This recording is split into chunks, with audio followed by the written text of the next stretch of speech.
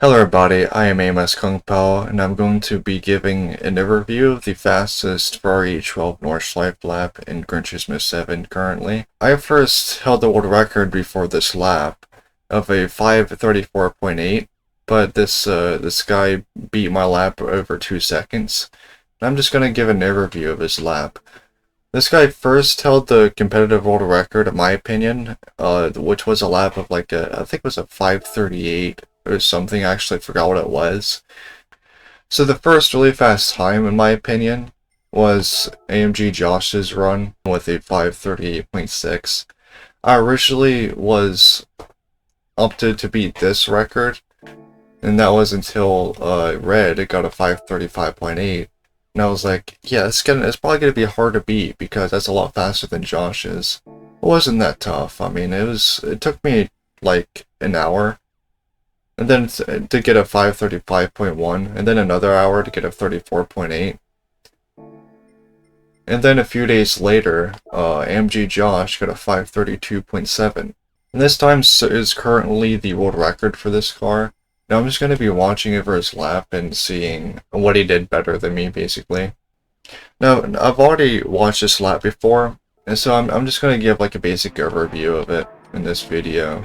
And so I'm just going to let this full lap play out, but I am going to commentate over some of what he does. I noticed he shifts down to first. I assume that's for better rotation into T1.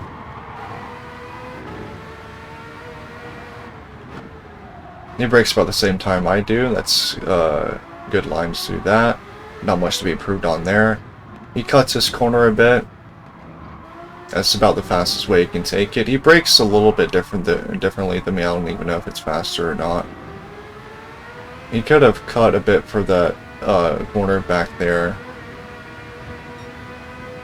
But aside from one corner cut, that's basically really, really good. First sector. He did widen his line through the last turn too, which I didn't do, and that's an improvement. But the main improvement is just this guy's setup. His setup is just superior to mine. Which means he can just take corners faster than I can. And I think I know what he does. His rear downforce is more than mine. And also his front springs aren't maxed out. It's actually a little bit less than maxed out. And I think that actually enables the car to corner a little bit faster. Normally it doesn't with street cars, but with this car in particular it does.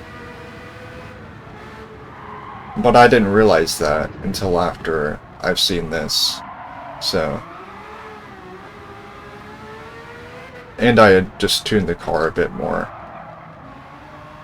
These are really good lines. I mean, it's about the same driver error wise as my lap so far.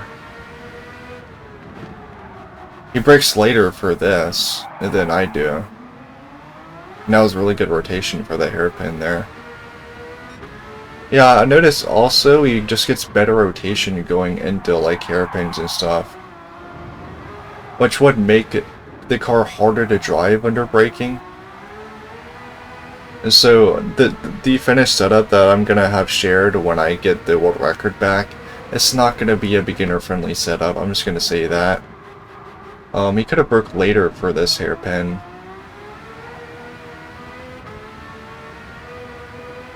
That's not a huge deal. It's still got a good exit. But yeah, my new setup's not gonna be beginner friendly. I think I can get a 531.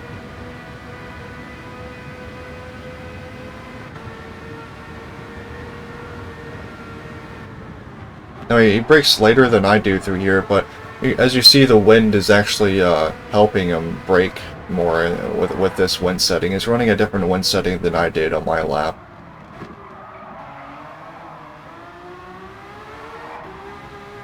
I was running it opposite the first sector, so my car would get the most downforce throughout the first sector, but he's running it along the back straightaway, which I think is faster since, yeah, he also made a mistake in that carousel. You want to be like on the white line on the inside throughout the whole carousel for optimal steering, and he went wide. But anyways, I think this one is faster because it helps the most with the straight line speed of this car, and I don't think the wind really affects the cornering speed of this car very much.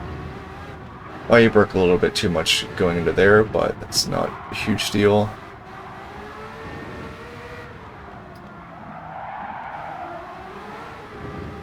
You could have carried more speed through here. Yeah, just some like little mistakes here and there. I think he does perform more mistakes than I did on my 34.8 lap, but he's still faster simply because of his setup. Which is just as respectable as being faster, driving-wise, in my opinion. Because we're both tuners, so that was a good save. Yeah, it didn't cost him, like, any time with that save, as long as you're still on the throttle, pretty much. And don't spin out, obviously. That was a good braking point. Oh yeah, that corner was good. This corner was really, really weird, but yeah, he broke at the right time for that. A decent exit, he could have, I mean, he did lose traction though, so I guess he couldn't. Hit the curb there, which is slow. But yeah, he could have had a little bit of a better exit through that one corner where I said he had a decent exit at. But at 57.9, that's like crazy fast. I got a 59.6 in that sector. And so yeah, it's just like my lap's pretty far off.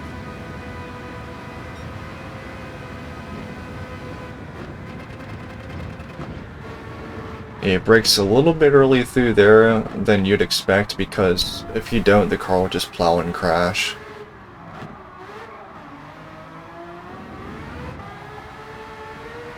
That ends the lap. It is a really good lap.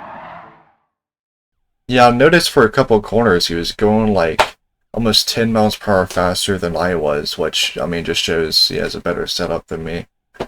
But yeah, that was quick. I think when I fully figure out his setup, it won't be very hard to beat his lap, I don't think. I think I drive better than him, but his lap was faster due to the setup, and probably the wind setting too is better.